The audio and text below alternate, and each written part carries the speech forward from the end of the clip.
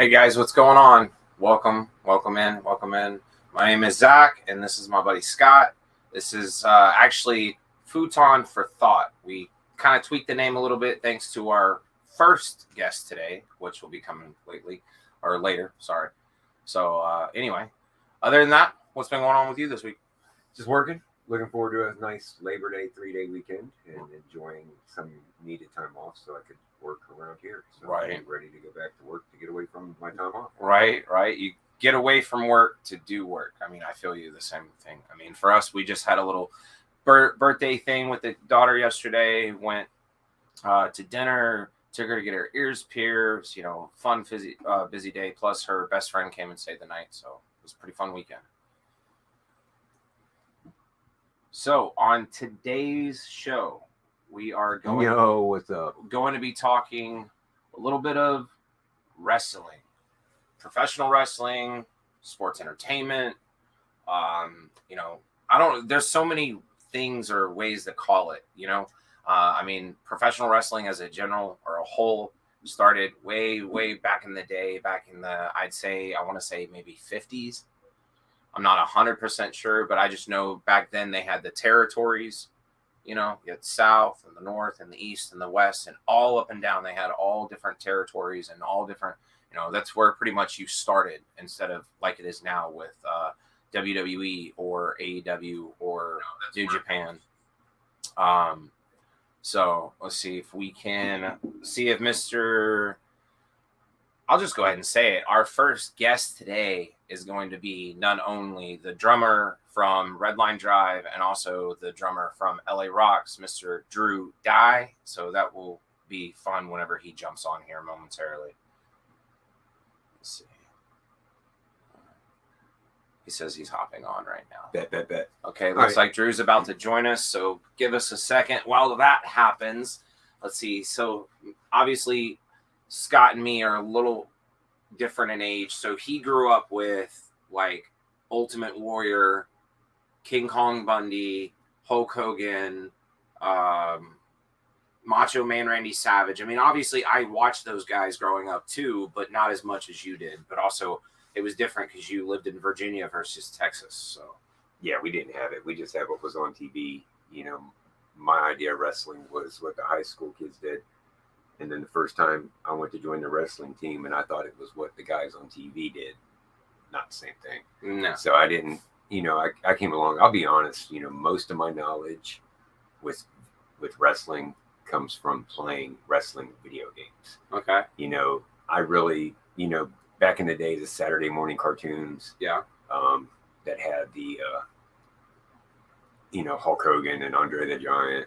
I watched that, but after that, it wasn't nothing. But then when Stone Cold came out, and I want to say, stunning Steve Austin at first. Yeah. And then when he came Stone Cold, I was dedicated for that 5 years that he was active. And it was it was longer than 5 years. Well, that he was active. No, it was longer. I came in at the end. Oh, okay, yeah. So, I mean, Stone Cold Steve Austin, like you said, he had the stunning Steve Austin, and that was in, if I'm not mistaken, WCW. And then he went from WCW to WWE, and he tagged up with another guy, and it was like the Hollywood Blondes. Mm-hmm. They were the Hollywood Blondes for a minute. And then whenever he switched over, because you got to think wrestling was family fun, whatever, until the early 90s. And then the Attitude Era. The Attitude Era. But see that what Attitude Era did is it brought all the stuff that you were seeing in music videos and movies and all those sexual innuendos and stuff like that. Oh. Got somebody sitting there. Give us a second. We're about to bring him on. Mr. Drew Dye. I see you, bud. Give me a second. Bro. Yo. Hey, boys. How are you, bro? Hey, man. I'm Hold on. We got to. Hold on. I got to get some audio. Am I not on? Is your mic muted? Or No. It says you're. No, just click on it. Well, it says it's unmuted. Everything's good. That's weird. Hold on. Okay, thanks. Hey. It's so weird. Did I do it wrong? Hold on. Yeah, Drew, you might need to make sure your mic is unmuted. Your mic, you're good though, yeah? Yeah. Weird. I can read lips. He said, yeah. So. Give it. Oh, dumbass, dude. We can't hear him because we don't have the volume on my fucking TV. Oh. So I hear him now. Oh, okay. Are we good? This is going to be fun. All right. Anyway, Drew, how are you, bud? Are you good? You got me? Good. There we go. Good, man. Good. Okay. So before we get started with what we're going to talk about, I want you to plug anything you got. Shows coming up, your Instagram, Twitter, your OnlyFans, whichever you got. I'm not on the OnlyFans yet. I haven't done that yet. So, yeah, we got some cool shows coming up with LA Rocks. That's my big 80s big hair, not big hair. Well, I guess we do all have big hair, but 80s tribute thing, big production, all that. We've got the Sugarcane Festival coming up September 23rd. So let me check that real quick. I think that's right. Nice. Yeah, in New Iberia, Louisiana. Nice. Yeah, we'll share. Yeah, if not, whatever you got, man, we'll share it. We'll share away. Yeah. So And, my first question for you is, what got you into drumming? got me into drumming. Well, technically, it was my uncle back when I was really, really young. And he had the really super long, cool hair. He had the cool clothes. And he had this drum set that literally took up a whole room. It had the big rack system and all that stuff. And when I was, 2, 3, 4 years old, I'm climbing up in the middle of it, and, he's yelling, "Get out of there."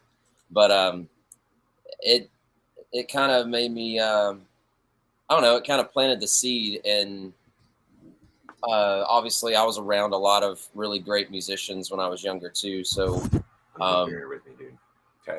I was kind of around that a little bit, but I didn't start drumming until I was about 14, 15, something like that. Yeah, 14. And I would sneak into my church sanctuary and play drums and teach myself how to play drums. So,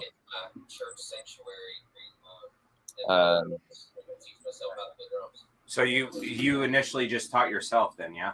oh yeah, I've never had a lesson. I wish I did, because I'd be so much better than what I am. But Bro, come on. You play fucking blindfolded. Shut up. Okay. yeah, but I mean, I'm not saying, but you are a phenomenal drummer. But I mean, that's awesome, man. That's awesome. And plus, you've been playing for what, since 14? So what? You're how old now? 22 years now. Oh my god. Damn. You're 22 years old? Holy I wish. Yeah, good math. Did you play drums like that? That phrase, "drive it like you stole it." If you could, that's how I describe you playing drums. You play it like you stole it. Facts. Hey, I like I've that. never seen anybody play with a broken stick better. And he is like a drumstick serial killer, dude. I've played with a lot of broken stuff, so there's that. And then you also go, yeah. That and you probably go through what, maybe a case and a half during a show, Darren? No, More? that would be awful if I did. That's a lot of money. He's just back there stepping on them, just so he can Just throw them out. snapping them and throwing them out. You got Yeah. drumsticks. No, like I actually, as I've gotten older, you kind of realize, okay, that costs a lot of money, and then everything keeps going up. So it's like, I'm going to conserve this. And as I've gotten older and playing, of course, a long time ago, I learned more technique than just looks. Just beating the shit out of them. Yeah, it's instead of what technique are we still talking about drumming? Hey, nice shirt, Scott. Thank you, man. Yeah. I had another shirt on, but for political reasons, I decided, no. No, that's cool. Yeah.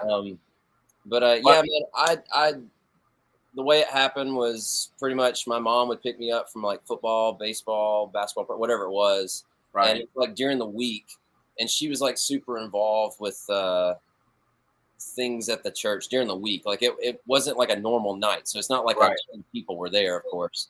And I would just be sitting bored, like what am I supposed to do? So I would sneak in the sanctuary when all the lights are off. Of course, you're not supposed to be in there.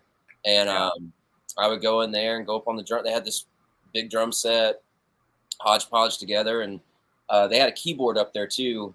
And so I turned the keyboard on. I kind of knew I knew what drums were. I knew the basics of stuff. Like, oh, that's what that is. It wasn't like I was on ground zero. Right. I kind of went up to the keyboard, and it had those like super generic yeah. And I would put it on, and then I would go in behind the drums and I would mimic it. And that's kind of how it started. Well, I got caught one day in there by the minister and the music minister and the pastor. And they both came in, and I was doing like, obviously it probably sounded terrible, but I was doing this drum roll, and I went around and like I ended kind of like, like Wayne's World when God goes around. I was doing one of those like things, and then all I heard in the background was like this clapping, and I was like, "Oh my God, who's here?" And they were like, "Well, Mr. Dye, it looks like you know how to play drums. Looks like you're playing for us this Sunday. Thank you." And I was like, "Wait, what?" Yeah. I never played a song in my life, and so that now I'm, shoved into playing with this choir and praise band, and it was, granted, obviously it wasn't like the hardest stuff, but like for me, like I didn't know what I was doing. Right. And all I knew how to do was like twirl my stick, and that's before the hair. Like this is before the hair. Yeah, before the image. So luckily I had a really, really great semi-mentor. He was a really amazing guitar player, a great family friend. Long time ago, he passed away, but he was literally one of the best musicians I ever knew, and he kind of guided me through that because he knew so much about music. Right. And he just, he'd bust my chops all the time, and that's just kind of what he did. And but it made it helped me become who I am, of course. It was kind of, would you say, tough love per se? Not really, with the mentor. Yeah. He wanted me to fall on my face. Right. He was like, "Oh yeah, try that move," and it didn't work, of course. Right.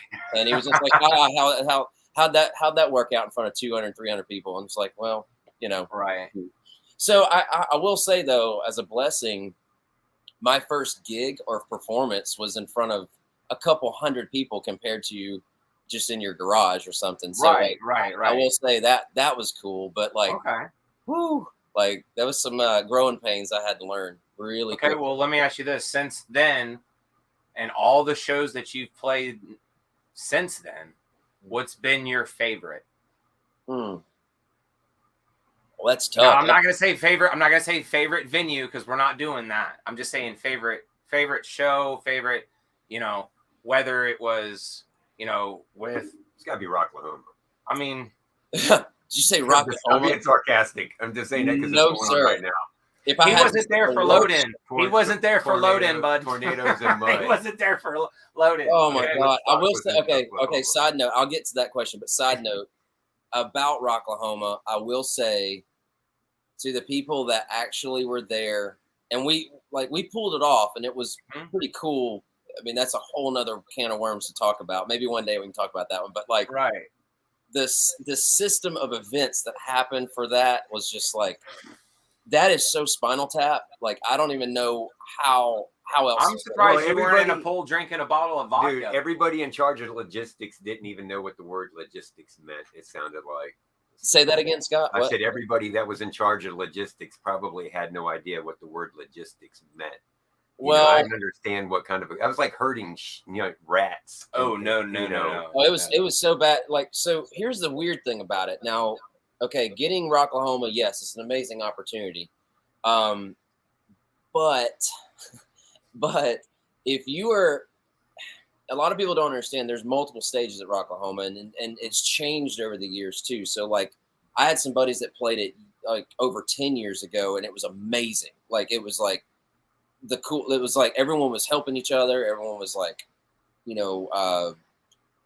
was just different apparently. Right. Well, so without naming names, of course, the reason why we got, the reason why we even went to this thing, was was strange. And we were like, okay, so we're not playing, obviously, we're not on the main stage, of course, but we're Right. playing the VIP stage. Okay, well, cool. VIP stage. That sounds amazing. Like, that's awesome. Then, you see, like, okay, this is where the campground, this is where everything is. Okay, it's going to be good, Yeah. Needless to say, no, it wasn't, of course. But luckily, we had another promoter there that actually got us to another state, which was even bigger and better, Mm-hmm. which was awesome. Like, that was Yes. cool. But Yes. I will say, it's in the middle of Pryor, Oklahoma, and it's Yes. like a floodplain, and it's Yep. mud, and it's like Woodstock. Like, Yeah, it exactly was. And my favorite thing from that entire was the fact that we were loaded in, loaded out, maybe not even 45 minutes. not even. But the show, you guys started, and we had maybe about 20, 30 people standing around. By the end of it, you had over 200 people in that tent. Oh yeah, I heard it was. I mean, it could have been more. I don't know, but It was like probably way over but yeah. Yeah, because by that point it was definitely nighttime, and you couldn't see really past the tent. So Mhm. like they luckily it was covered. Thank God it was Yes. covered. But Yeah. like water had run in underneath of it and all that. So, but man, it was a fun time. The funniest thing, okay, we were we were supposed to play 2 nights. Like, that was supposed to be our our 2-day thing, and that's why when I flew in, I flew into Tulsa. Fred picked me up, took me to Pryor. We got the hotel, right? Because Mhm. like I told him, like, I like camping. Don't get me wrong, I love camping, but if I have to perform and play, I don't want to be out there. It's just not my thing. So I was like, yeah, I'm just gonna stay in the hotel. So I was the diva of it, but whatever. Well, so I get there. I got there the night before. I think that's what happened. Or either that or I flew in right before it. And Fred picked me up and drove me. You guys were separate, but like the band was driving up too. They Mhm. got there before, like literally right before us, and Mhm. Fred's pulling in, and Brad calls, just like, you guys might as well just turn around. And we're like, It's always a great Like, start. if I'm not mistaken, your drum riser originally wouldn't even fit on the original stage. no, It was a okay, trailer, so wasn't it? okay, before you even go, I know we're getting off tent, but this is too Hey, good. that's So the purpose of this show. That's what this show's about, There is man. no topic, man. Exactly. This is whatever the fuck we want So to we talk pull up thinking it's a stage, and it's Yeah. technically just a flatbed trailer that is sunken down into the ground because of the mud. The crew that were there, like, bless their hearts, they were trying to make this thing work with this PA that was like, I mean, it was literally, they were having to put like boards underneath of it because it was sinking into the ground, and it's like, Right. well, where's the stage? We thought, oh, we're in the wrong spot. Like, no, because technically it is a good spot to be in, because it's like right there beside, the way they had it was like right there beside the what was that other one, where Lita Ford played? I think it was the saloon stage or something like that. Yeah. Saloon Where stage. where everyone literally had to go around you to get Mhm. into where they had to go. So that's why they called it a VIP stage. So in theory, it would have been good if it was an actual stage, but it wasn't. Yeah. And we were like, I remember going, yeah, sorry, nope, I'm not getting up there. And because I was like, first off, I don't want my drums destroyed. Second off, there's no way it's going to sound okay. There's no way. Right. It was very like miscommunication, very unprofessional. Like, it was just Right. not cool, Right. right? No hard feelings, of course, but like, I'm just not doing it, Right. So like, luckily the other promoter, that who we had played for before, was Right. there, hosted another stage. He got us on, and the rest is history. But yes, that was absolutely hilarious. Then, so we only got to play one night, because what happened was they bumped a bunch of bands, or a couple bands or something like that, and we got the slot. So when we got it, that was it. We were done. So, but I couldn't change my flight because of the weather that was happening. Mhm. The Because you tornado. guys got caught in the tornado. Yeah. And man, God, thank God you guys are okay. But like, Oh yeah, absolutely. I mean, we even at one point they had everybody, all the sheriffs and security guards and everybody going around and getting everybody up to the front where the bathrooms and the shower were. yeah, everybody was crammed in there like cattle. And me and Anthony, the funniest thing happened. Me and Anthony looked at each other, and I said, "Die together," and he said, "Die together," and we cheers. And I said, "Bro, let's go outside. I'm not about to get crammed in there like a sardine with 150, 200 people In a circus, man. in a 60. No, it was a 60 stall shower, dude. Yeah. Like a shower. Dude, And I was like, and the security guard was like, "Hey, you guys can't be outside." And I looked at him and said, "I'm sorry, I'm a grown ass man. If I want to stand outside and watch a tornado come, I'm gonna do it." And Anthony was like, "Yeah, like." But it was I remember that it was an eventful weekend. I don't know, that one in Vegas are tied for first, honestly. Vegas, man. The best thing about Vegas was Fort Redline. That was it. That's the best. Yep. The best thing. Yep. TJ with Fort Redline. One of the coolest thing for me, I think, was to see you guys on the marquee. That was cool. Walking by. Cool. I still have a picture of it on my phone. Yeah, I saw I was just thinking that the other day. One of my favorite pictures is the Ridgely Theater with Quiet Riot. Yeah. And then you guys right below him with was it Rachel Stacey that night too? Yeah. That I will say recently, that's one of the best shows. Yeah. That was really, really cool. Fred did an awesome That's job. one thing I liked about here is the Fat Daddies and everything are fine, but man, the historical venues that you guys have played, like the Haltom, and then up into the Rail at some point, even though that's sort of lost its luster, but Ridgely has just been around forever. I think even Elvis played there like back in the late 50s. Yeah. I mean, there's a theater here. I'd love to get the guys in. I'm sorry. Where are you from? What's up, EB? I'm from Tuscaloosa, Alabama. That's Roll Tide. That's where the championships are, baby. I was just waiting for it. I was just waiting for it. All right. Yeah. Well, okay. So for today, like I said, we were gonna dive in a little bit, but let me ask you this: so, what got you into watching wrestling? Whether it was professional wrestling or, Oh, it was definitely like, so I was born in '86, so I got the tail end of everything of the '80s era, right? That kind of bled into the early '90s, like super early. You know, SummerSlam '92, right? Remember that? That was a big one. And I was a really, really big Ultimate Warrior fan. Okay. And I loved Macho Man Randy Savage because he was more of a high flyer. He was one of the guys that was able to do that. Hulkamania, that was cool.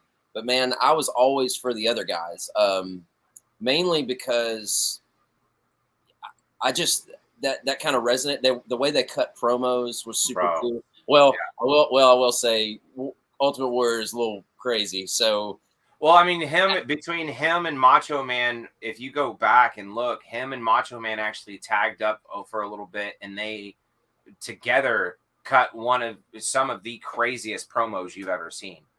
I mean, because it's them talking back and forth. Cocaine's a hell of a drug, I guess. Yeah, absolutely, especially mixed with steroids. You know what I mean? Look, I mean, and as you're a kid, you don't know that. So like, these people are just like larger than life, of course. So. I think that's what got me in, and I really liked vintage Sting, vintage Sting, like the high top, super cool colors, yellow and black. Yeah, man, I love that. And then Fun fact about Sting: he paints his own face. He's been doing it since the beginning. Yeah, I know. He doesn't have anybody professionally come in. He's same thing with like the guys from Kiss. Guys from Kiss have been painting their faces since the beginning. Well, I mean. But I think it was those guys. Anybody that was high flying, like of course that's what I loved, is being fast and agile. Jimmy Fly, the Snooker. Yes, but they're all the ones Steamboat, that Rey Mysterio Juniors and Eddie Guerrero's. Yeah, Ricky Steamboat was a really great one too. I really liked. I mean, honestly, Steamboat, Macho Man, WrestleMania 3 has to be one of the best matches from that pay per view. WrestleMania 3 was where Hogan takes Andre and slams him, but nobody talks about the Steamboat match because literally it was 172 steps from start to finish. Ricky the Steamboat still has it on a piece of paper that him and Macho Man sat down and wrote down 172 steps from start to the pin. Yeah, like all their marks and stuff. Yeah, I mean, I think that's what got me into it. But I will say, what really, really, really solidified everything was the Rockers with Shawn Michaels, because Shawn Michaels was it for me. Like, and I I love the whole Rockers look because like that. I mean, honestly, the cool fringe and the crazy colors, like I love that. And then I'll never forget watching. I mean, I was really young, but like obviously, wrestling would you could catch it, different times when or people record it on Right. the tapes, Right. And I remember watching Sean, kick Marty Jannetty through the the barber shop. Man. And I was like, oh my gosh, like he's not a bad guy. But then, but as I watched it, I was like, I like this character. Like this is who I want to be. No, and see Shawn Michaels, and when he was with the Rockers and that transition to that's kind of, in my opinion, is what started the Attitude Era just a little bit, not a lot, because you didn't really fully go into the Attitude Era until King of the Ring. I think it was 99 where Stone Cold was like, John 3:16 for your Bible verses, but Austin 3:16 means I just whooped your ass. And everybody was like, oh my God, how could you say that? And then it just steamrolled in, and that came into with WCW starting and the Monday Night Wars and, Stone Cold versus The Rock. That was a big rival in the 90s, especially with Shawn Michaels coming in, and then DX starting with Shawn Michaels and Triple H and Chyna and Road Dogg and all those guys. Okay, so what got me into wrestling was obviously the early stuff, but what really, really, really kept me in my era of wrestling is pretty much 94 to 98, really.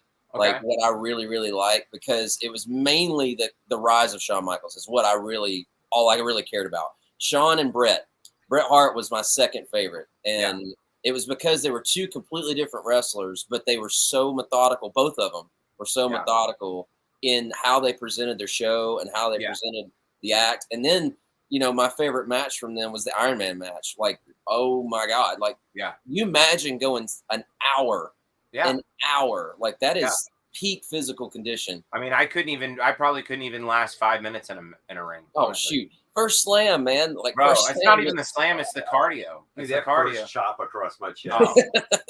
I don't know if you, I got chopped by an independent wrestler back in the day at Hawk's birthday out at Redneck Heaven one year. Anthony's friend. Yeah. I remember that. That was fun. But see, the thing is, with Shawn Michaels and Bret Hart, they had it to where it was Canada versus USA. You know what I mean?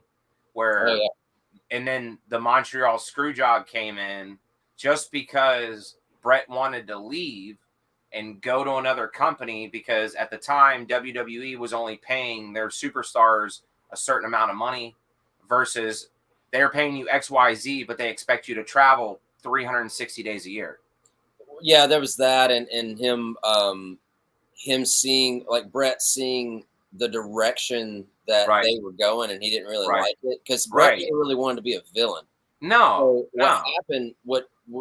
Which was kind of cool with the whole DX thing, is everything got switched, and everyone started rooting for that anti-hero type thing, because they weren't bad, but they weren't good either. Like they weren't like well, they saw how good they weren't like the Brood. You remember Edge and the Brood and all that? It wasn't like they were evil and all that stuff, but they were just a bunch of clowns, and like honestly, it was the way I perceive it now. Like you said, being a kid and watching it, you don't really understand it fully, but being a big wrestling nerd that I am now and going through all the documentaries and everything else, it was the fact that they were saying stuff and doing stuff to the corporate America that, as you could be watching and be like, man, I wish I could tell my boss to suck it. And that was for everybody. You know what I mean? It was for the mom that wanted to tell her crying kid, suck it. Yeah. I'm tired of getting up and feeding you. It was for the librarian that was tired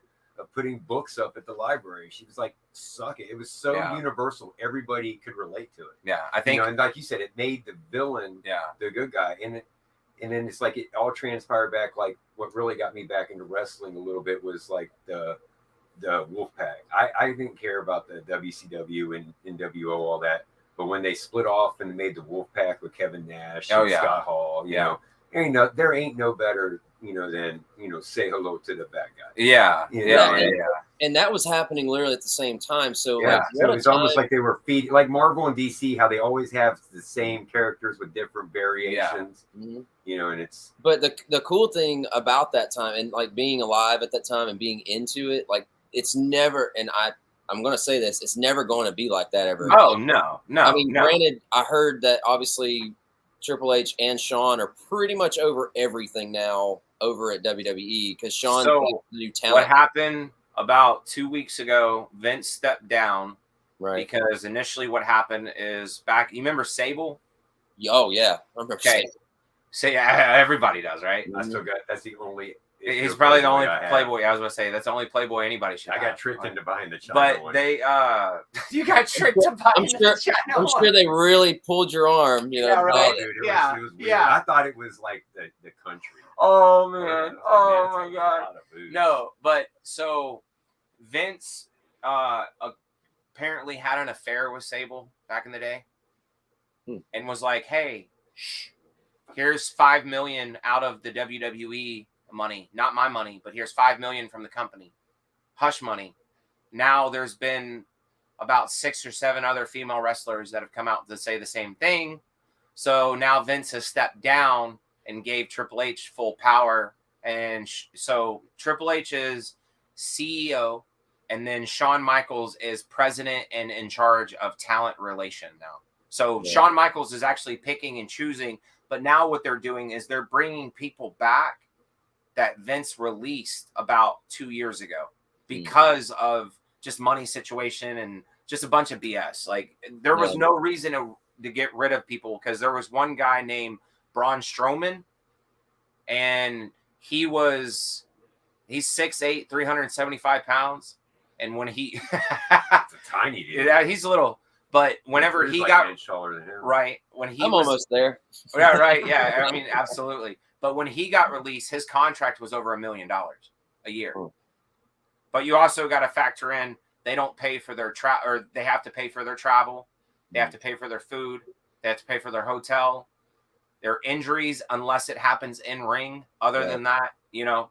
So, but I mean, once the Attitude Era started to fizzle out, you went into the 2000s, and it kind of. But you got to look at, you had, like he said, you had Eddie Guerrero, then came Chris Benoit, then Rey Mysterio, Dean Malenko, Saturn. All those guys came from WCW because that's just what it was. Because Vince bought up WCW in the early 2000s.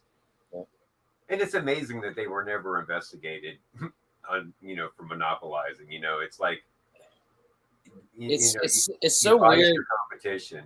You can't. Target can't buy Walmart. Walmart can't buy Target. But he could go around, and I'm actually impressed with how AEW's been. And I guess they're a local with Louisiana, Texas, because I always see them. They're always down here more than they are anywhere else. They're Georgia based. Yeah, they're Georgia because Cody Rhodes and who is now back with WWE actually. Yeah, weird.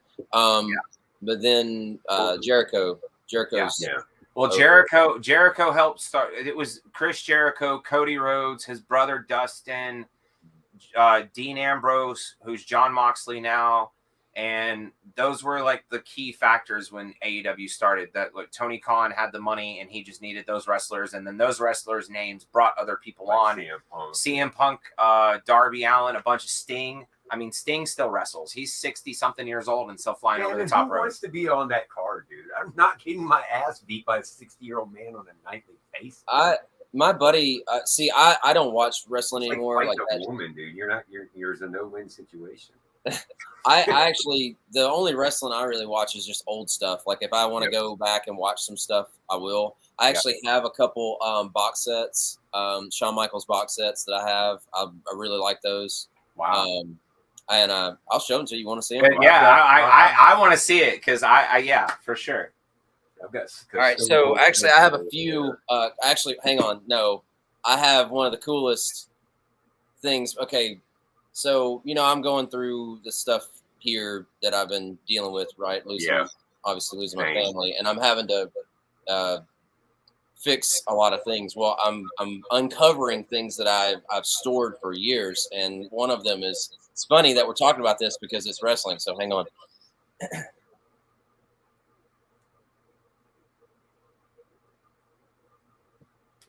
That's so funny. Dude, I'm intrigued. That's what I'm saying. I'm intrigued. Yeah. All right, so If he pulls out a Stone Cold Steve Austin porcelain doll. No, nice. Holy crap! Nice. look at the old Sega. Claim. Yeah. Yeah.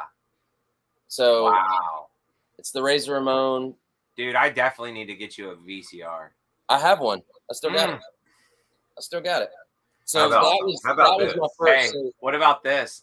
A Stone Cold Steve Austin porcelain doll with a belt. With the smoke That and is skull creepy. belt. Is what that is. That is creepy as hell, dude. We're That going to is start creepy. doing October's going to be Doll in the Hall. So my wife's Jeez. going to wake up tomorrow and this is going to be sitting in the hallway. I mean, I did make you a cool logo for That it. is And badass. I was about to say, everybody, please, hats off to this man. He made us a bomb ass logo and changed the name of the show because he's brilliant. You might want to research it and make sure it's not taken. Just saying. I don't know. Okay. I don't think it is. I mean, it could be. I don't know, but I will. There's no bigger compliment than a cease and desist order. Yeah, absolutely. That's true. Yeah, we should know about that. Oh, yes. Oh my God. Yes. And so I got these two. This has everything from 1. Is it 1 to 10 or 1? Yeah. It's 1 to 10. Yeah. No, it's 1 to 14. Oh, 14. Yeah, there's even better. There's an X. This is the one. It goes all the way up to where Sean dropped the belt to Stone Cold. Yeah. So, I got these two way back in the day, actually here in Tuscaloosa at a old shop that Rock and Roll Express. Right. Do you remember those wrestlers? Rock and Roll. Yeah. Yeah. Am I Rock saying and it Roll right? Express. Yeah. Yeah. What's his name? Ran the shop, and he was in Tuscaloosa. Ricky And Nolan? No, he's you're talking of the Midnight Rockers. Express. That's the Rockers. Okay. Not the Rockers. The other guys. God, what were their? Yeah, Google Magic, my friends. Yeah, I can't remember. I don't know why I can't remember his name. But anyway, he was selling these. He had a whole, like, back when WWF was releasing all these VHS. Like, I got these two. So I still got them. They still work. Was the guy that owned it? Was it Ricky Morton, the shop, or was it Robert Gibson? That was it. No, it was. Man, it's been so many years. It's all good, man. But I got you. Yeah, no, dude, I would laugh so hard if you and Chris cut your hair like that. Oh, and you come out on stage. Like the mullets? Yeah, dude. So I actually have I've actually teased it for a long time that, you're never guaranteed if you're going to keep your hair, of course. So, it could happen to anybody, right? Well, if I ever cut my hair, I think I'm going to go in stages, and the first will be a mullet. Hang on. I think, the way you have to do it, I think first would have to be a big mohawk, I think. Yeah. And so I would keep everything right here, right? Well, then the second stage would obviously this come out, and then I would do a mullet. Yeah. Also, I'd like the viewers to know that no matter where Drew is, he has to have a fucking fan on it. Like, okay, I thought you guys were gonna say something. The AC's out here, and I have to have 3 fans. And now your hair's just blowing naturally. Yeah, no. Okay. I should have let it go. Right, I should have like, no. It's like on the side, it's like a bunch of Disney birds with fans. Right. Oh my god. My god.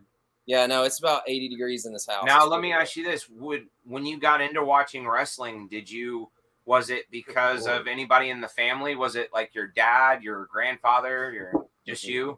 It was me. I remember my dad. Obviously, he was cool with it because that's back when wrestling was cool, though. Like, right. You had all the big names, so he was. If I got little wrestling figures. I actually still have them. I have like the ring and all that stuff, Dude, you might have a little small fortune, just saying, depending on what you have. But I got a lot of stuff. I got a lot of Stone Cold stuff. I got a lot of DX stuff, a lot of Shawn stuff, Brett stuff. Yeah. I collected a lot, and Dad was always supportive of that. And and he did take me to one wrestling match. There was one wrestling match we could go to. He worked all the time. He was a coal miner for 30 years, and so a lot of times he was working. So anytime that I got to go to his house for his weekend, it was, anytime I could, I was just wanting to spend time with him, and so we didn't really go. We did some stuff, but not like that. And also, I don't remember them coming to Birmingham a lot, because Birmingham's the closest thing that anyone would come to back in those days. WCW came through a lot more because WCW was through Atlanta. Yeah. But WWE now is New York. Connecticut. So I didn't see WWE in person, but I did get to see WCW Thunder once. Okay. That was cool. Nice. And Diamond Dallas Page was the big one then. Dude. So I got to see Diamond Dallas Page. And that was when the Giant, Paul, what's his name? Was Paul White. Was on the bill too. So I got to see them too. And I think this was 1998, 7. Yeah. I think the last show I went to was Hampton Coliseum, and it was Monday Night Raw. It was the night that everybody left and raided WCW. Oh, cool. At the Scope. And when they showed up in the Humvees and everybody in X-Pac and all them were you got to see that show? I was there, dude. We were in the audience when they drove out of the building, and it was a 25-minute drive across the bridge into Virginia, to Norfolk from Hampton to go to the Scope. And they had them all. I don't know if they ever got in. No, but we'll see. Yeah, they stage. showed it because the thing is if going back now, like Eric Bischoff and Vince have already said before that they wish they could have actually played it the right way and actually let WWE invade WCW, because it would have shot the ratings up for both of them. Oh yeah, it'd been stupid. But see, the crazy thing is it got to a point in the 90s where WWE, and the main reason why they changed their name is because the WWF is, most people don't know, World Wildlife Federation. Right. Vince just didn't want the headache in court, or the bad publicity or whatever. But back whenever the 90s and stuff took off, and the Nitro and everything else, I mean, when, like he said, monopolize, like Vince's, say what you want to say about the man, he's like one of the smartest businessmen when it comes everybody that's to wrestling. Everybody that is successful, everybody owes their success to PT Barnum. Yeah. It's, you don't have to have a show, you just have to put on a show. Yeah. Yep. Yeah. And see, the crazy thing is now you look at the program they have on now, and it's a lot of, they're trying to imitate the 90s. They're trying to bring back the Attitude Era without actually doing it, because they can't show half the stuff they did on. Now they're on. Well, with cancel culture now, which is so dumb, like you're not gonna. Godfather back then. Yeah. Oh my God, how funny! Shout out to Bear. Shout out to Bear. Charles Wright, aka the Godfather, aka Papa Shango. Smoke Train all day, every day. Just saying. That what was the meme I saw where it was something about? Can you believe that we lived in an era where there was a pimp, a vampire brood, strippers, and something else all on one program, and it was anyone could watch it. Like that's. And now my favorite one I saw last week, it was like, hey, the guys that are telling us to suck it are running the company now. So I mean, that doesn't give you hope. I don't know. But I mean, honestly, Triple H has been in Vince's back pocket doing that since the early 90s, because he and Stephanie did that marriage thing online, or where they got married or whatever, and he ruined her wedding back in the 90s during the Attitude Era. But in reality, he actually started falling for her when that happened. What was it? Was it 2000s? Yeah, because I stopped watching. Like, I remember when Shawn dropped the belt to Stone Cold at WrestleMania in '98. Like, because he was injured, like he was retiring, and I was like, well, that's it, I'm done. And about that time, I was running into, that was middle school for me. So I was like, I don't know, my interests were already changing anyway, for sure. So I was like, whatever, no big deal. But then he would come back, and he was the commissioner for a little bit, and he would like cause trouble here and there. And I thought it was funny, and I thought, oh, okay, this is cool. But I stopped watching after that, because then Shawn didn't come back until 2003. And he had a really great comeback, which was amazing. Yeah. And he did the whole thing against Triple H and stuff. But I thought the whole marriage thing was around that time, or a little bit. Yeah. I thought it was around 2000 something. I don't know much about that. So well, I just became very fourth wallish, because one of my main things is you have that group of people, the same ones that want to point out to you that wrestling is fake, are the same ones that can't wait to tell a kid there is no such thing as Santa Claus. Spoiler alert. yeah. So it's a show. It's a show. You understood it. But when it got into the late 90s and the early 2000s, when they started playing off that, well, if they already know it's fake, well, fuck it. Let's have Stone Cold fly in on an inflatable dragon, and they started pushing the boundaries, and it started tying in. It became, I want to say, like everybody says, Christmas became commercial, and so did wrestling. Yeah. Like, when Stone Cold came in, God bless him, but somebody was paying for all them Steve Weisers, and Coors and whatever. And so it became more of a, they started pushing their products, and it was, but then also you got to think too, I mean, Stone Cold kind of pushed the merchandising, because the Stone Cold, what a 316 shirt is still to this day the #1 selling shirt in the company's history. Yeah. Like everybody and anybody had a shirt like that back in the day. No, and like his vest. Up until that time, the only time I saw a vest like that was in that club and police academy that they always kept tricking the captain to go into. And I never wanted one. Yeah. Until and I've got one in there now with the smoking skull and on the back. Yeah. I never wear it. But I wear it to the next Red Line show. It's literally it's so crazy now, because like he said, fourth wall. I mean, that was, you didn't see until Bret Hart went over to WCW. You didn't know that was possible. You didn't wait. You're like, wait, he was on WWF programming 2 months ago. Now he's with WCW. And then next thing you know, everybody started coming over. And well, I don't think it started with Bret. I think it started with Hogan. I think it was Hogan first that did it. But I mean, well, the big one, I mean, yeah, that was really, really big too. But like, obviously you had when the Clique moved over, and when they merged, Nash and draft and all that was a big thing.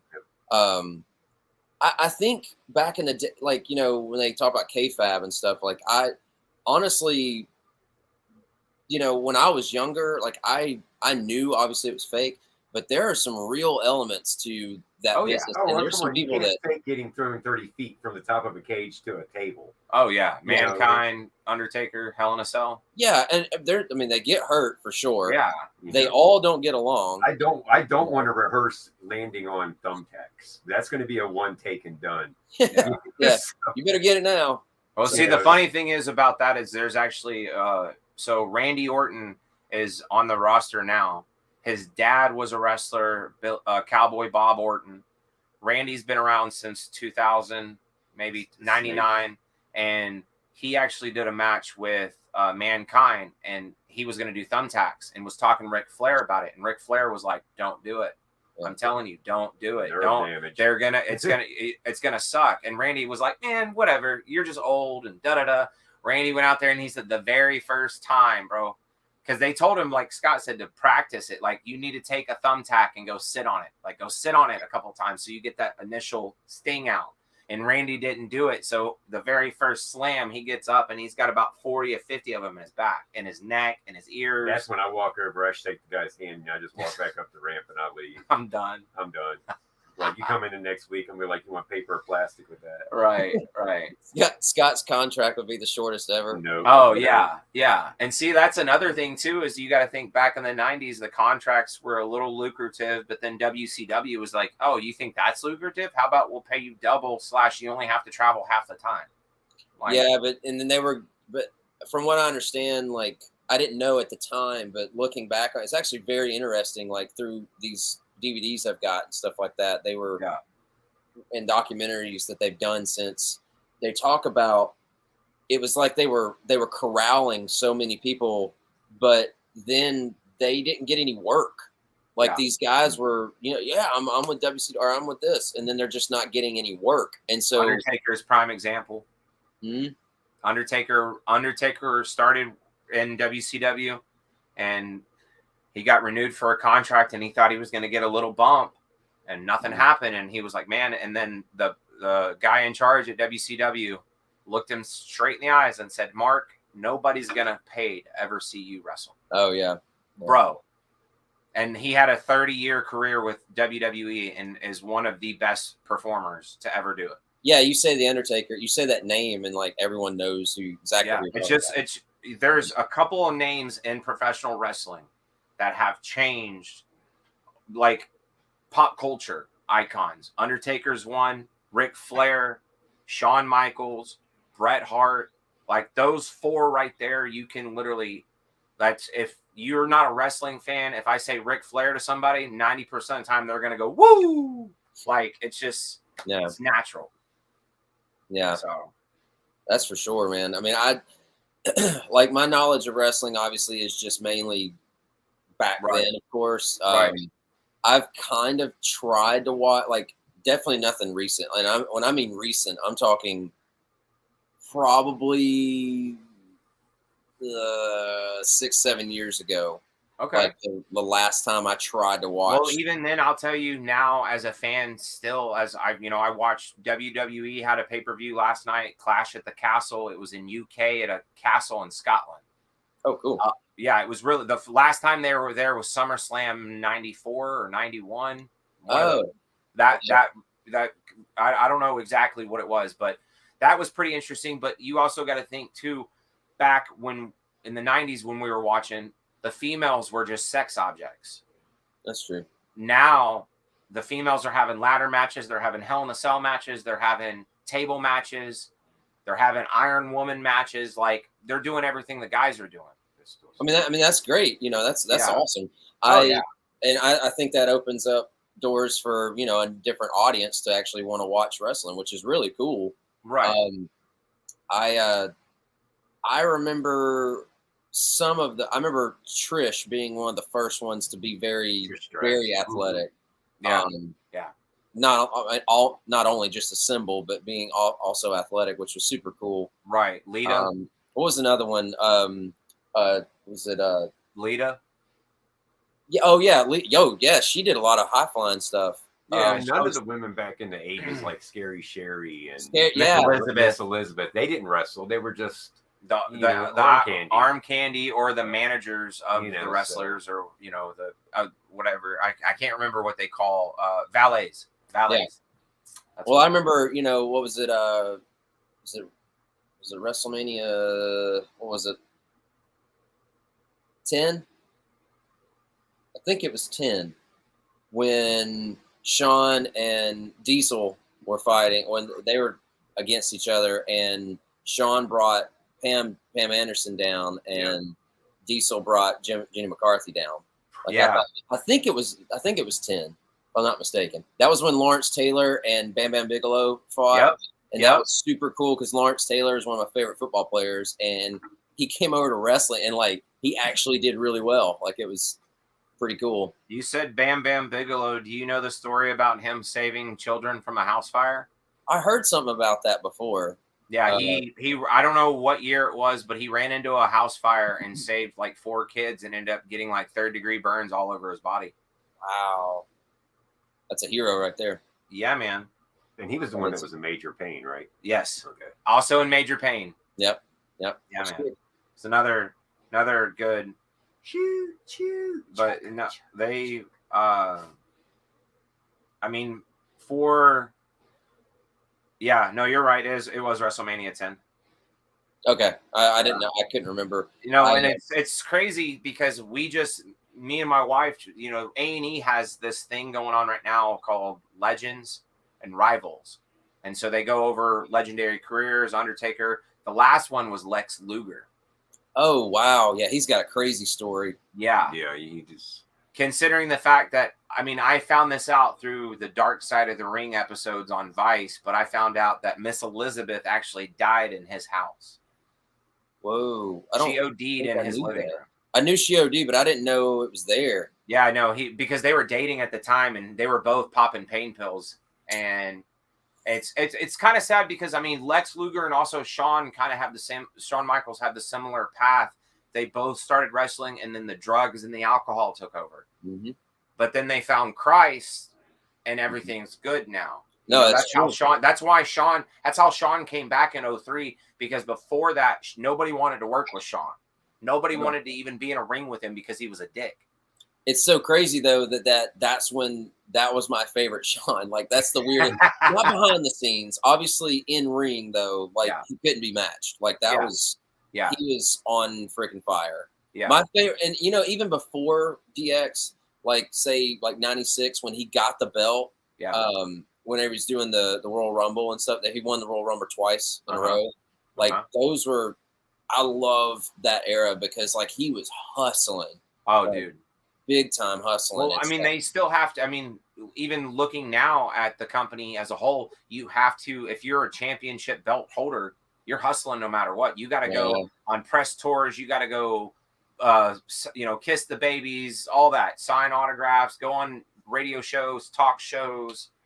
I mean, growing up back in the early 90s, you would turn on Conan O'Brien and you'd see Stone Cold or Triple H or, or The Rock.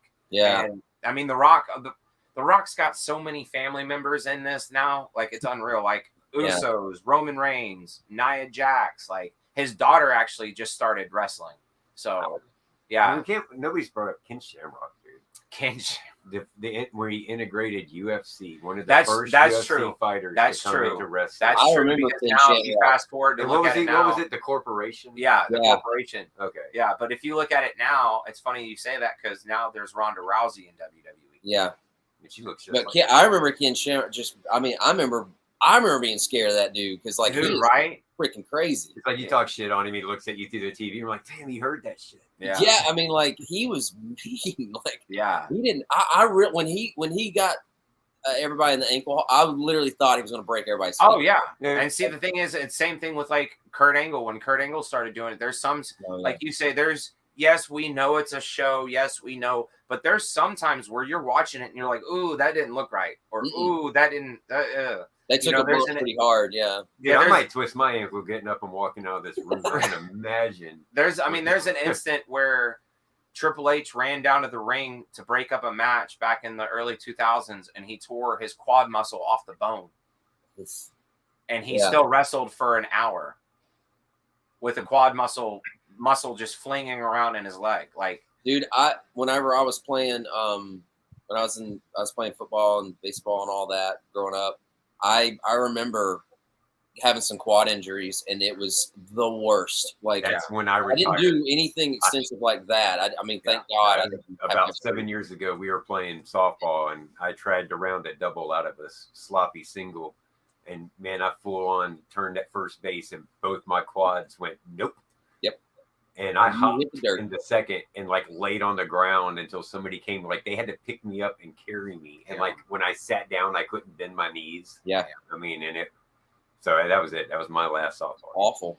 So that's why I took up video games. But I couldn't imagine being on a stage, like, in front of thousands and thousands of people and that happened. Like, that's a whole nother element right there. I mean, think about it this way. I mean, there's been musicians before, like Dave Grohl from the Foo Fighters broke his foot during the performance, and they wrapped his foot on a cast as he continued. Yeah. Kept going. That's different, though. But, like, you're talking about Marilyn Manson got smacked in the back of the head with the guitar. He probably deserved it, though. Yeah, I mean, come on, that goes without saying. It might have been part of the show. Honestly. Okay, speaking of that, did you ever see the footage of him tossing his mic stand back at Ginger Fish? Whenever, like, have you ever seen that? Yeah. Oh, that's when they were actually fighting. Yeah. Like, knocked him out. Like, knocked Ginger completely out. Yeah. And they just kept playing. Yeah. Like, no, dude, get up and knock him out. Like, what are you talking about? Like, yeah, man. No. So when is your next? Let me ask you this. So you talked about LA Rocks a little bit. You have another band. I heard through the grapevine that possibly a couple new tracks coming. I know you probably can't say much, but with Redline, we've got Redline Drive. We have obviously the album's been out for a little bit, but we are going to.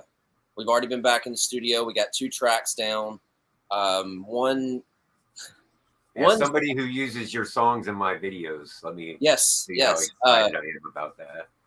we got two tracks that we're hoping to release soon. One's already kind of out, which was kind of weird. I didn't think it got released yet, but it's had some. I can't remember the radio. I cannot remember. 97.1. No, that was that other one you shared it. I seen it a couple weeks ago or a week ago. Yeah, it's something that monster rock and roll. Yes, something like that. It's almost like that guy that we met at the Rail Club. The guy that does the short-term memory that doesn't remember. Oh, Harry Rock Radio. Yeah, it's almost like that. Yeah. They've kind of they wanted to use it and stuff. So yeah, we're gonna have a couple tracks coming out, but we're also doing more soon as well. We're trying to figure out schedules right now because Brad's baby's on the way. Yep. So and then TJ is gonna be getting married soon. Yeah. So there's that. That's gonna be a God Almighty. I don't even. I don't know if I need to get my liver ready now or like that's gonna be a long night. Yeah, it's gonna be a good one though. But that's coming up, and then Chris and I obviously have the the LA Rocks band going, and so we have to figure out our schedules. And we thought we had a date, but it's not available now. So I touched base with a contact of mine. There's something in the making for November, I think it is, and then December. Okay.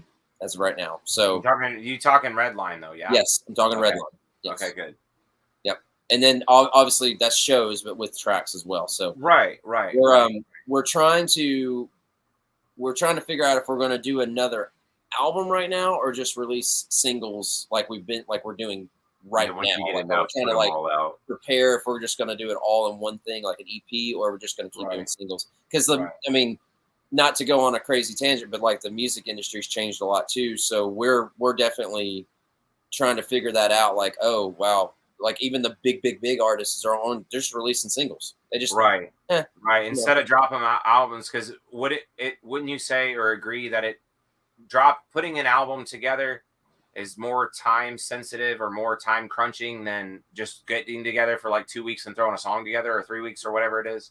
Well, okay, so it just depends because every band works different, but it helps if you're prepared. It helps that you have everything down before you go in the studio. There's been a couple instances that because of scheduling, I've flown in and literally like we've had scratch tracks like, hey, this is the concept, this is what we're doing.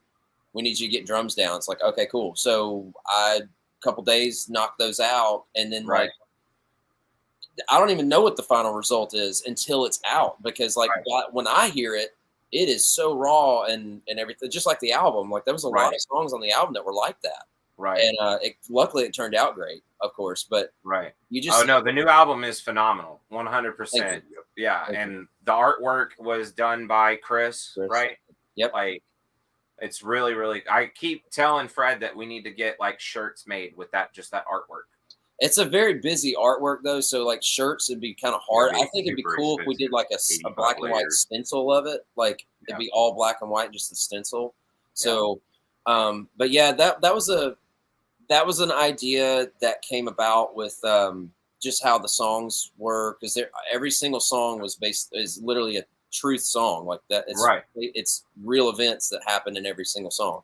So kind of crazy to think about that, but but if you look at the artwork, it's the crazy carnival that went off the rails, and every single attraction, every single ride is one of the songs. So, no, absolutely. Now from the new album, which I think oh man, I'm mixed between Backseat Cinderella and Electric Love, but I mean, Backseat's mine. Thank you. Which one would you like? That rough riff.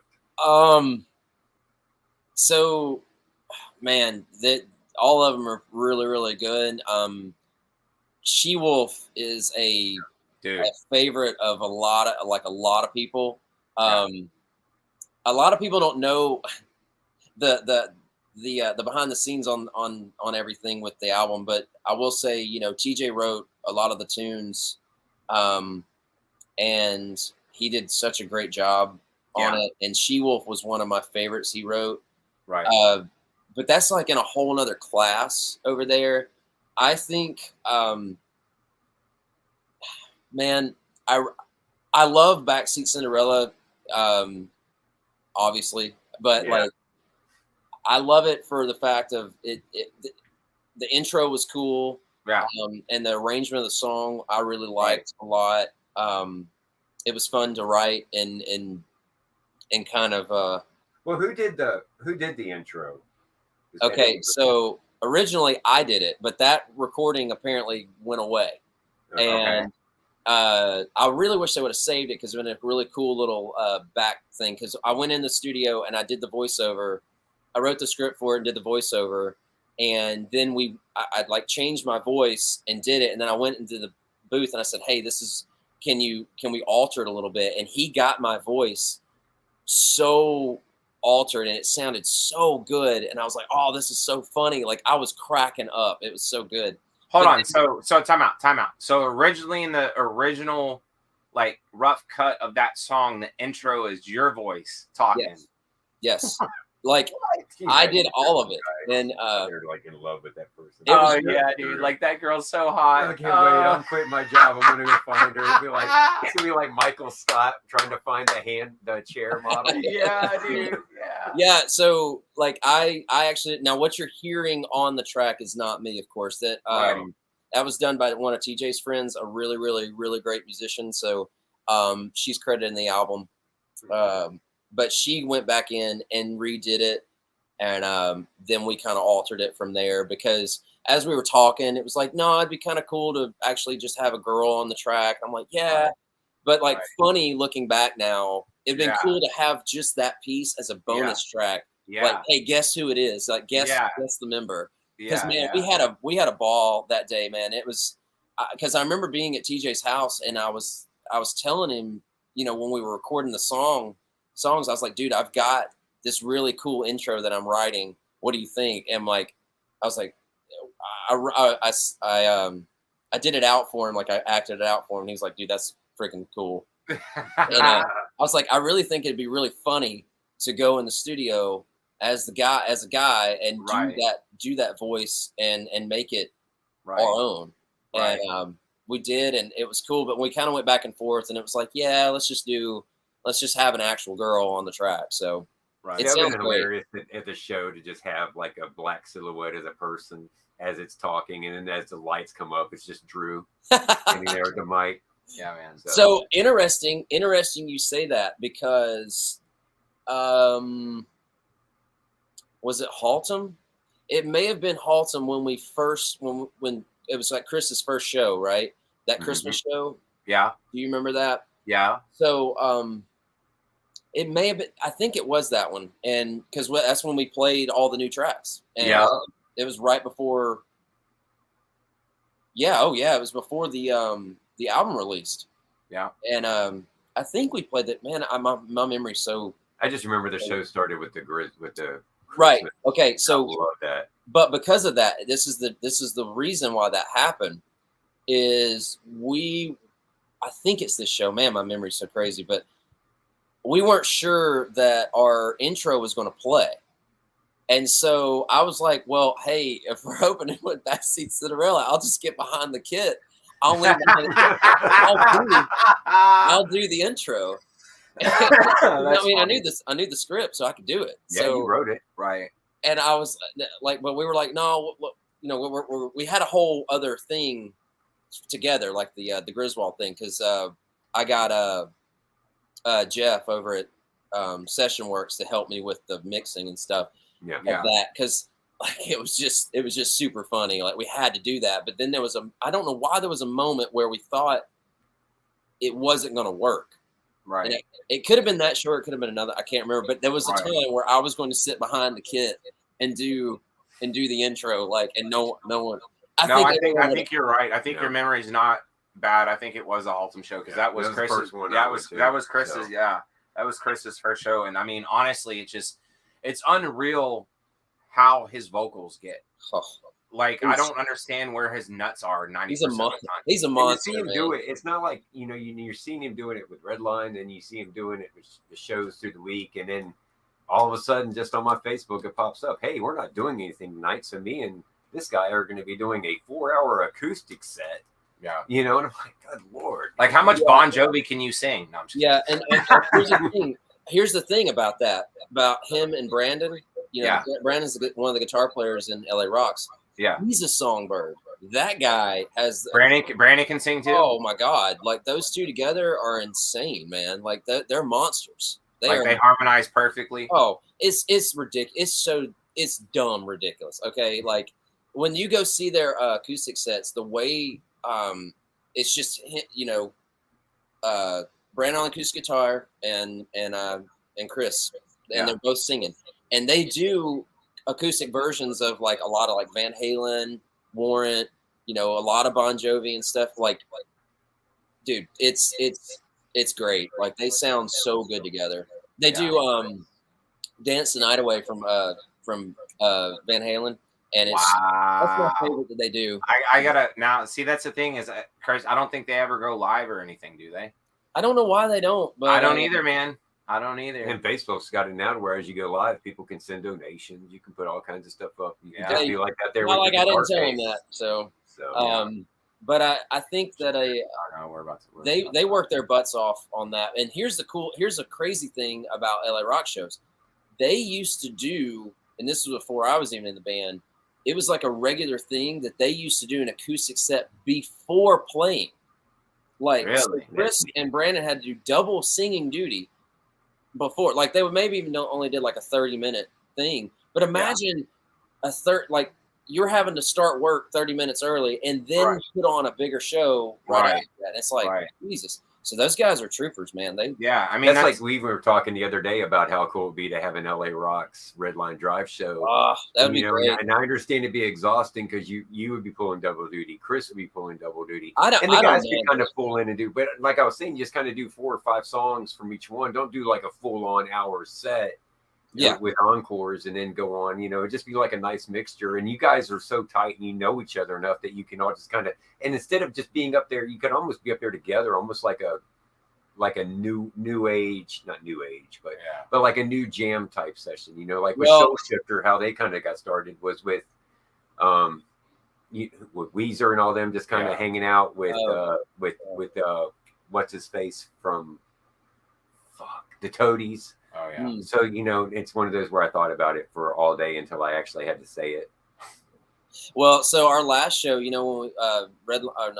LA Rocks' last show in Dallas, when we came out there, I was trying to get Redline to technically open the night, start the night off and just do like a 30-minute, just a little 30-minute thing. It just didn't work this time, and it'd be really cool if we were able to do that because technically, with Redline, the longest that we would play is an hour and a half. Yeah. Longest, because we're an original band, of course. So we have enough material to play. We could technically stretch it to 2, but it wouldn't be worth it. It's like an hour and a half is a good, like, headlining type set. Right. Well, LA Rocks is used to playing 3 hours straight. Yeah. So, like, no breaks, no nothing. So, like, it's not the time factor. It's more or less having to switch gears from putting on a show and then putting on, you know what I'm saying? Like, so like Chris and Brandon, the way they do it with acoustic stuff, granted, it's very low key, of course, but they still have to sing. They still got to be up there in the register and sell this product because if they were terrible at that, no one's going to stay for the LA Rocks. Right. So they have to be on their game and phenomenal. So they do great. Okay. Well, we're about to wrap it up, but before we go, last question, and then you can plug away again anything else you have out of LA Rocks and Redline. Who is the worst to travel with? The worst to travel with? Oh man! And we already know. One of your answers I already kind of know because I've been there, done that with dipshit before, but we're not talking about that. So, but currently, like between with Chris and the guys, and then and LA Rocks and in Redline, What do you mean by worst though? Because I love all my boys. Like I love. Okay, who's the most annoying on a long road trip? Well, I actually, honestly, have not been on a long road trip with Redline because I they normally came fly to in him. Vegas. Oh, that's right. That's right. You weren't in the van to Vegas. That's No, right. I flew to Vegas. That's right. Yeah, me and TJ flew into Vegas, so we were not on the trip. Oh, we get it. I would, if personalities wise, Yeah. I think I would get on Brad's nerves more. Okay. I love Brad's the dad of the group, though. Right, and that's why I'm saying personality wise, me, like on a normal road trip, I'd probably be pretty quiet and whatnot. But if I have to be in a place for a long time, one space, I will get a little antsy. So like, if I don't have like like I normally keep like my iPad so I can watch movies and stuff. Yeah. But if I don't have something to keep my attention, yeah, I'd probably be like, oh, hey, what you doing, man? Hey, what's going on? So yeah, I would think I think I would drive Brad nuts probably. So okay. I might be the one to be the bad one. I might be. Well, I mean, I don't know about bad. I wouldn't say bad. I think I've known you for 5 years now. 5 years, yeah. And in the 5 years, I think, you're the most, not demanding, but like from the stories that I've heard about he's him. He's the most professional. He knows how shit needs to be done, and he expects shit to be done. I'm a very, Well, that, and then also, but it's also the professional side with you, but also it cracks me up because I remember at one point, the right after Rocklahoma, we were talking about the next show in Dallas with Redline, and we were going to fuck your hotel room up before you checked in, just to see what your reaction would be like mess up the sheets, go to the bathroom, not flush it, stuff like that, because you were very, very, very, very, like, you have to make sure the bed's right, and like, it's, yeah. Oh, yeah. But I mean, I can tell you, I dropped his drum riser, like, an inch when I was trying to get it out of the back of the trailer. Oh, dude. And, oh, my God, it was my birthday, and I thought he was going to make me cry. He's like, hey, let Anthony do that. You're fucking up my shit. Yeah. And I'm like, dude. No, you should have been there. Like I said, he wasn't there for Rocklahoma load-in, bro. When you had that 6 inches of mud going in and out. Yeah, Rocklahoma, that's a whole other story because we were all in hell there. So it wasn't just me. But yeah, no, I'm very particular, and I've gotten that way over the years because of stuff that's happened. So right, no, that's why I'm the way I am. No, that's how most successful people are. Right. Well, right. And I let everybody just poke at it, so it's fine. Right. It's all good. But hey man, what? we do appreciate the hell out of you for coming on. Yeah, thanks for coming on. Sure. Dude, do this again. Like I said, anything you want to plug, anything, shows coming up, like I said, your Twitter, your Instagram, anything, plug that in before we go. If you want to add me on Instagram, just look up my name. I think it's DDie22. I think that's what my handle is. I started years ago, but you can just look my name up. I'd love following. Reach out, say hi. It's cool. Thanks for having me, guys. Video when I upload it later. Say what? I'll update all the links because later on this will upload as a separate video. Yeah, and I'll make sure all the links are in there for everybody to find you. You can throw it all on there, man. I would love to see everybody at a show. So thanks. Yeah, that's kind of the goal. Is, I mean, obviously, like you said, Brad's busy right now with new baby coming, and TJ's busy with wedding stuff. So. But eventually we're going to go down the pipe and because I would love to have everybody on from Redline and LA Rocks eventually to go through the pipeline to get everybody on and talk, Well, whatever. also just to put it in there too, Fred's health, like, thank God Fred is getting better too. So that was a whole other thing why some stuff happened, but we won't go into that. But let's just say glad Fred's doing better. Fred, if it wasn't for Fred, we wouldn't all know each other. Well, it's not even that. Well, because Big Fred, like you said, for sure. He's, to be fair. To be fair, yes. All right, man. Hey, thank you guys. Love from Texas. Have fun, be safe, and we'll holler at you down the road, brother. Will do, man. Be good. Thank you, everybody joining in. Yeah, thanks for everybody joining in. Another couple of weeks, I think we're going to be back to Call of Duty. New games going to be dropping right before, so I'm going to be giddy. Thank you, all right, everybody. man. Thank you, Drew. Thanks, bro. We'll see you. Fuck yeah. Dude.